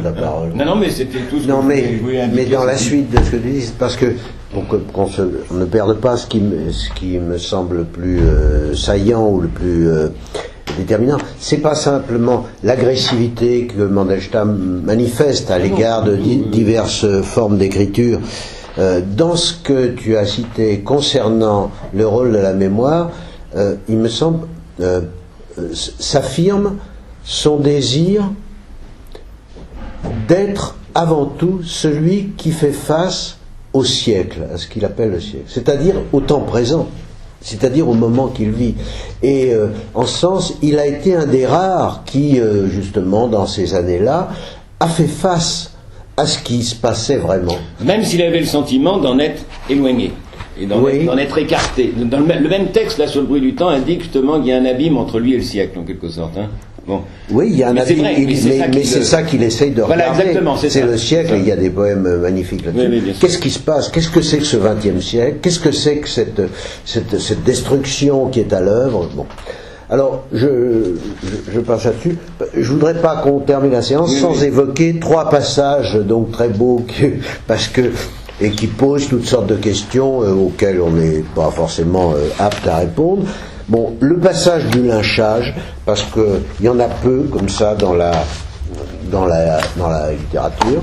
Donc celui qui commence page 41, Parnok est chez le dentiste. Le dentiste, je lis un tout petit peu, le dentiste raccrocha la trompe de la fraise, hein, c'est pas obscur, et s'approcha à la fenêtre. Oh, regardez-moi ça, le long de la gorge, il y a une foule avancée dans un bruissement pour ainsi dire religieux. Au milieu de cette masse s'ouvrait un espace libre en forme de carré, mais ce soupirail à travers lequel se montraient les damiers des pavés, ces fameux pavés en bois, renfermait un système ordonné. 5 ou 6 hommes qui paraissaient les maîtres de cérémonie de cette procession y avançaient. Ils marchaient d'un pas d'aide de camp, entre eux des épaules rembourrées et un col couvert de pellicule. C'est celui qui est pourchassé par cette foule pour une histoire obscure de vol de montre.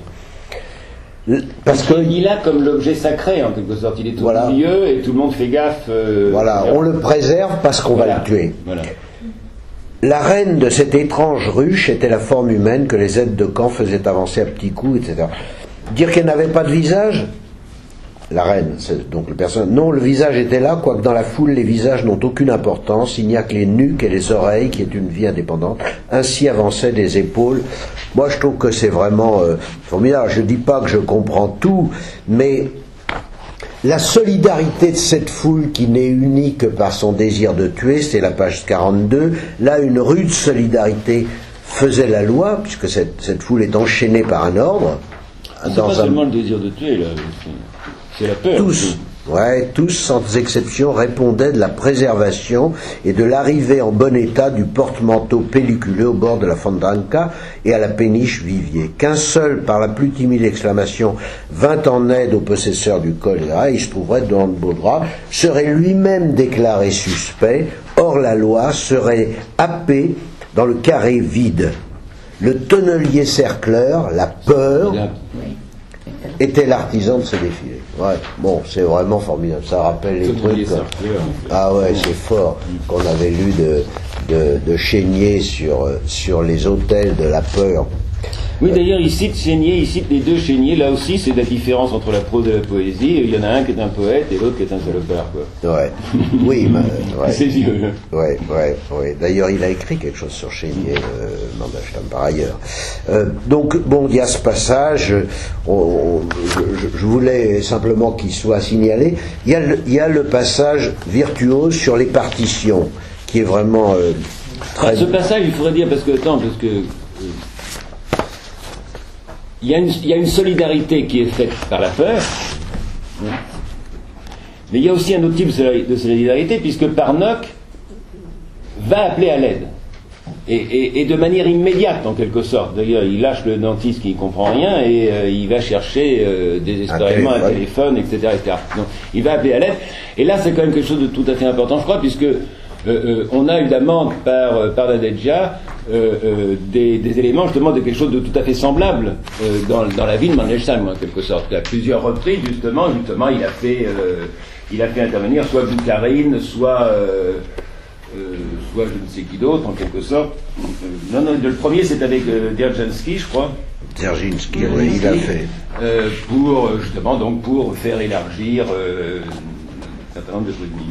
Oui, c'est-à-dire, il y a des épisodes, mais ils sont cités quand même dans l'édition de Jacotet, donc ça va. Il y a des épisodes où, en particulier, à une époque où sévissait dans la société pétersbourgeoise un nommé Blumkin, qui était un agité, un socialiste révolutionnaire de gauche, c'est-à-dire une sorte d'extrémiste. Les SR de gauche se sont alliés avec les bolcheviks dans un premier temps, avant d'être éliminés sauvagement. Et ce Blumkin se répandait partout en disant qu'il était ami de Dzerzhinsky. Voilà, c'est un nom difficile à prononcer, c'est un nom polonais, je le confesse. Et Dzerzhinsky, chef de la Tchéka, premier chef de la Tchéka, et donc Blumkin, paraît-il, dans un café, était avec des listes de gens à fusiller, et Mandelstam se révolte, déchire. Alors Nadezhda conteste cette histoire, mais bon, non, mais elle conteste les détails tels qu'ils ont été racontés par quelqu'un. Non, mais elle insiste sur le fait qu'en effet, Ossip Mandelstam, en plusieurs occasions, s'est opposé à l'exercice de la terreur, et même lorsque Blumkin lui-même on a dit qu'il allait être fusillé, il a réagi, il avait une horreur non pas de la mort, mais une horreur de l'exécution, et en particulier de ces exécutions arbitraires en période révolutionnaire. Donc je veux dire par là, tu as dit qu'il y avait liberté, mais il y a aussi là solidarité. Le terme n'est pas prononcé pour Parnok. Je sais pas dans le cas de Parnok si c'est solidarité, mais enfin c'est l'indignation devant la violence, que ce soit la violence collective dans une période d'absence de l'État, ou que ce soit la violence de l'État lorsqu'il a repris le pouvoir à partir d'octobre. Sur le passage virtuose sur les portées musicales est vraiment très fort, parce que en effet il est à la limite du compréhensible, mais juste à la limite. C'est à partir de la page 52. C'est quelque chose qui est très beau, simplement sur cette musique très particulière que donne la lecture d'une partition musicale. Et là, il faut arriver à le décrire. Donc là, la prose, elle se fait extraordinairement habile pour accrocher par des images ce qui est le percept, ce qui est perçu. Les portées ne caressent pas moins l'œil que la musique elle-même ne flatte l'oreille. Les noirs, sur leurs échelles, montent et descendent comme des allumeurs de réverbères. Chaque mesure est une petite barque chargée de raisins secs et de muscade noire. Puis il y a une sensualité vraiment extraordinaire, parce que tout ça, ça vous passe dans la gorge. Une page de musique, c'est d'abord une flottille à voile rangée en bataille, puis un plan selon lequel sombre la nuit organisée en noyaux de prune. Alors je sais pas si tout est exact dans la traduction, mais merci Georges Limbourg. Les chutes fantastiques des mazurkas de Chopin, les larges escaliers à clochetons des études de Liszt, les parcs de Mozart aux treilles suspendues, tremblantes à 5 fils de fer, c'est suspendu à 5 fils de fer, n'ont rien de commun. C'est formidable, ces treilles, parce que les treilles sont en effet suspendues à des fils, n'ont rien de commun avec le buisson nain des sonates de Beethoven. Et alors, du coup, il va évoquer les villes allemandes même dans lesquelles ces musiques ont été composées. C'est à la page suivante. Une page de musique, c'est la révolution dans une vieille ville allemande. Bon, je ne peux pas tout lire, je ne dis pas que j'ai tout compris, mais je ne voulais pas qu'on laisse ce texte sans le... Et je voudrais surtout regarder avec vous un instant le passage de la page, je ne sais pas combien, sur la peur, que j'ai peut-être pas photocopié. Ouais, c'est après le passage que tu as lu, page 80, qui parle de la joie pour le narrateur, qui n'est pas forcément la joie pour lui, Mandelstam. La joie pour le narrateur de passer de la troisième personne à la première. Il y a aussi une joie d'ailleurs, on devra parler Kafka, de parler de la première personne à la troisième, inversement. C'est pas, tout ça, c'est pas la Torah, c'est des choses. Alors, non, alors là, il y a un paragraphe qui est difficile, qui est fort et qui me parle personnellement, et j'espère qu'il parle à quelqu'un d'autre. La peur me prend par la main et me conduit. Un gant de fil blanc, une mitaine. J'estime la peur. J'allais presque dire, je n'ai pas peur avec elle. Alors, bon, ça c'est vraiment quelque chose qui est très très parlant pour ce qu'a été la vie de Mandelstam et pour ce qu'a été son écriture. Ne pas avoir peur de la peur. C'est pas une injonction, c'est une constatation que il n'a pas eu peur de la peur et que ici, dans ce récit même où il s'agit de faire face à ce qu'est la vie de Saint-Pétersbourg à l'été 17, dans ce moment d'anarchie, d'incertitude qui ne conduit pas au meilleur parce que personne ne guide, il n'y a plus personne. Dans ce moment-là, il veut la regarder, la peur, il veut, et en un sens, son écriture, comme il le dit, elle est bien. C'est dommage, vous n'avez pas le texte russe, vous ne voulez pas le lire en russe, ce paragraphe. Il est magnifique. Vous ne connaissez pas le russe, ignorant. Lisez-le, rendez-lui son bouquin. C'est un très beau passage en russe. Oui, c'est un très beau passage, c'est vrai. Ah ouais. Je passe. Non, mais moi je connais pas le russe. Moi, je pas... Ah non, mais vous êtes pas sympathique là. Soyez gentils. Vous avez honte? Ouais, c'est dommage parce que c'est un passage qui a une consistance. Pour l'oreille, je trouve. Comment? Mais je l'ai pas d'abord, et puis je sais pas où il est. Mais vous êtes incroyable de me faire lire ça, moi qui ne connais pas le russe. Enfin, c'est dingue. C'est l'avant-dernière. Oui, d'accord, mais comme là il y a les deux bouquins. Alors, oui.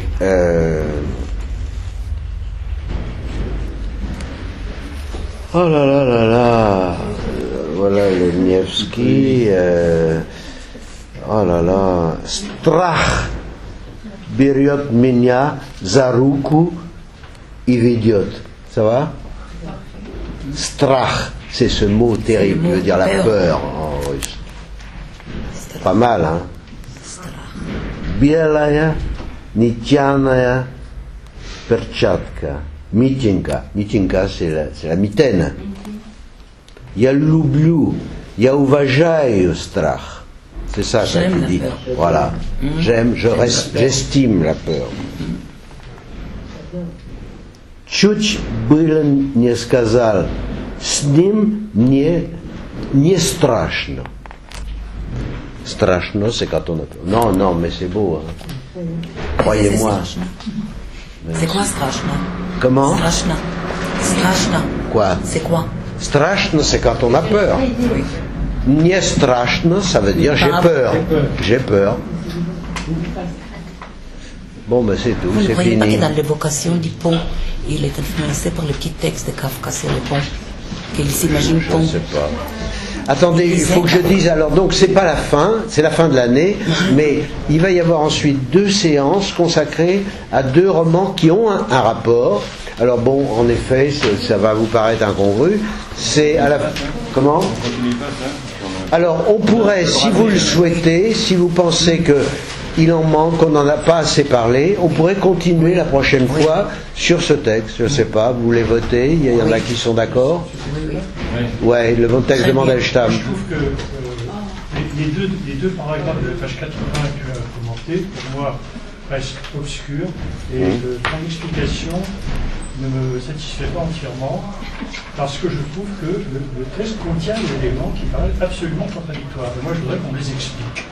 Oh là là. Je comprends très bien ce que veut dire prose ferroviaire, je comprends très bien puisque c'est la prose du continu.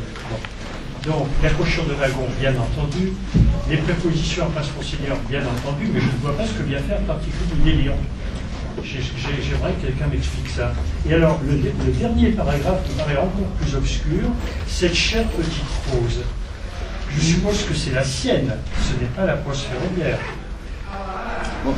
Je sais pas, moi je pensais que c'était satirique ce paragraphe. Oui, oui. Est-ce que c'est kilomètres de la Non, mais les bielles charrues des locomotives avec l'huile bouillante, c'est pas du tout du même ordre que l'accrocheur du wagon, les prépositions contre seigneur. Il y a une sensualité là qui n'est pas dans la première. Donc je ne vois pas. Voilà, je ne vois pas. Donc, je pense que quelqu'un peut m'expliquer. Tout le temps une ambivalence, je pense. Non, mais on peut pas. Ouais. Non, mais tu as raison, tu as raison. On va savoir exactement ce que Moi, la prose comprend. j'ai entendu chère petite prose comme satirique. De la même manière qu'il dit dans la première page la chère Égypte des objets. Ah non, là, c'est pas du tout. Il faut continuer. Oui, il y a l'Égypte aussi. C'est pas du tout ironique, cher des objets, c'est vraiment pas du tout, non. Mais parce qu'il s'agit de s'y arracher, alors qu'il vient de nous dire justement que ces objets sont complètement dispersés, disséminés, etc. Et quel est le thème du thème égyptien? Ah, ça je sais pas, certain. La mère ouvrait le vasistage, la mère, Oui, je sais. et la petite salade, et tous les objets, petit à petit, qui étaient dispersés, Se trouve rassemblé. se trouvent rassemblés. Dire d'une prose qu'elle respire, c'est quand même un éloge extraordinaire. La respiration. Ça Et absolument, c'est une respiration qui va le ramener à la poésie alors qu'il était aphone et qu'il ne respirait plus. Je suis un hypocrite à l'âme double, disait-il avant d'écrire tout ça. C'est un des derniers Donc la prose qui poèmes. respire, c'est la sienne. Bien entendu.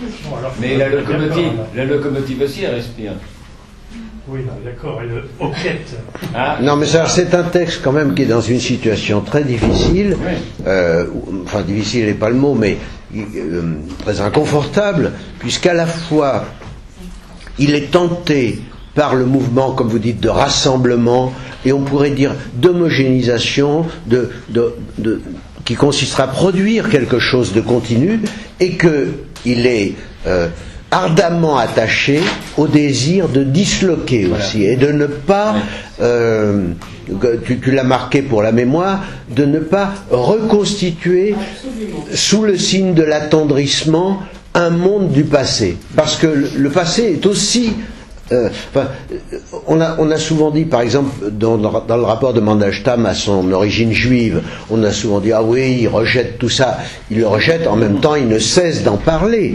Mais le danger de l'attachement à ces objets, ça serait de détourner de ce qu'il considère comme sa tâche de poète, qui est, ce que j'ai dit tout à l'heure, de faire face au siècle. Non pas de se fondre avec lui, mais de faire face à lui, de le regarder, ce siècle qui a les vertèbres brisées. Donc, il y a bien deux mouvements contradictoires. On ne peut pas trouver une expression unique, si je me fais comprendre, qui dirait ce qu'est le mouvement de cette prose. C'est une prose et en même temps une antiprose. Donc, par moments, elle se veut extraordinairement hostile à des types de prose dans lesquels il a peur de tomber, parce qu'il veut maintenir ce côté disloqué, et à d'autres moments, on pourrait dire dans la dislocation même, dans l'organisation des paragraphes surprenants qui tout d'un coup deviennent autobiographiques, abandonnent le paragraphe, eh bien, il y a une réussite formelle extraordinaire, qui est une réussite de prose, c'est une prose d'un autre type. Mais quand on lit Babel, qui est mentionné dans le livre, je vous rappelle, autre extraordinaire prosateur de l'époque, ou quand on lit Pilniak, alors on voit que il s'est trouvé là un des grands prosateurs russes de son nom. Evelyne, oui. répondez, dites quelque chose. Moi, cette prose, elle m'apparaît tellement psychanalytique. Aïe. J'ai peur de me faire jeter, quoi. Ah ouais, là, ça va mal tourner. Ah oui, il est très terroriste. Ouais, moi, je suis très intolérant. Ouais. Qu'est-ce que vous voulez le dire? Qu'est-ce que vous voulez dire? Je crois que cette prose disloquée lui a permis de se recomposer. Personnellement. Il était dans une négation de sa lignée, de sa famille, de tout ce de là où il venait, et que cette prose l'a réconcilié avec ce passé-là, avec ce père qui bégayait, qui n'avait pas de langue, avec et tout le montre par la suite d'ailleurs, avec ce monde juif, honni, avec lequel, dans la quatrième prose, il est l'enfant de ce monde-là. Hein, mais il en est fier. Des pâtres, mais il marque sa fierté aussi dans la quatrième prose. Et sa fierté, donc, selon moi, c'est une prose psychanalytique qui est composée de 4 volets. Il y a le bruit du temps, le timbre égyptien, le voyage en Arménie et la quatrième prose. Oui, psychanalytique voulait dire cathartique. Cathartique, c'est-à-dire que par ses proses, il accouche de lui-même. On va enlever le mot psychanalytique parce que ça me donne des boutons après. Mais ça, c'est pour ça que j'étais parti sur le passage où il y avait justement 2 médicaments en quelque sorte. Il y a l'aspirine d'un côté et puis l'huile de foie de morue de l'autre. Voilà. C'est bien. Alors, est-ce que la prochaine fois, oui ou non, on continue un peu sur Mandelstam, peut-être pas de... C'est possible de le faire, non pas la prochaine fois où je ne peux pas venir, parce que j'aimerais vraiment beaucoup y être, mais de le faire à la fois deux. Oui, alors, parce que là, on a prévu 2 séances qui se suivent, parce qu'elles tournent autour du thème qui m'est cher de l'impuissance masculine, savoir Armance de Stendhal et Octave de Madame de Duras. Alors ça renverra plus tard, mais c'est pas désagréable. De toute façon, vous allez nous laisser votre adresse mail, on va vous envoyer des messages. Moi, je l'ai la vôtre d'ailleurs. Je propose qu'on rende leur avis aux étudiants. Ils sont, oui, mais oui, certes. Qu'est-ce qu'ils en pensent? Est-ce qu'on suit le programme? Il faut continuer ça. Non, ça. Ou est-ce qu'on continue? On parle des étudiants. Ah oui. On parle des étudiants. C'est embarrassant. Comment? Oui. Vous avec qui j'ai parlé, vous en pensez quelque chose? Moi, je n'ai pas spécialement d'avis. C'est sympathique.